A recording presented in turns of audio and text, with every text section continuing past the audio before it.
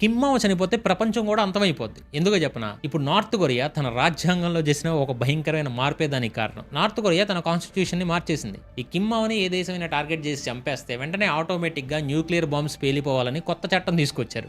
దీన్నే dead hand system అంటారు.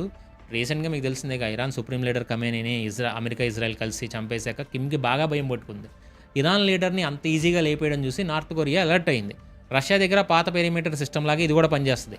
అంటే లీడర్ లేకపోయినా ఎవరి ఆర్డర్స్ అవసరం లేకుండానే సిస్టమ్ తనంతట తానుగా న్యూక్లియర్ బాంబ్స్ని లాంచ్ చేస్తుంది.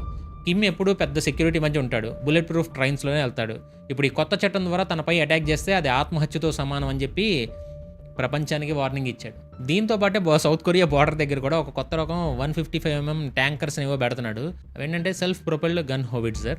ఇవి డైరెక్ట్గా సౌత్ కొరియా క్యాపిటల్ సియోల్ని బూడిద చేయగలవు. మొత్తానికి కిమ్మో ఏం చెప్తున్నాడంటే, నేను పోతే మీరు కూడా ఉండరు, నాతో పాటే ఈ లోకాన్ని పరలోకానికి తీసుకెళ్తాను అంటున్నాడు.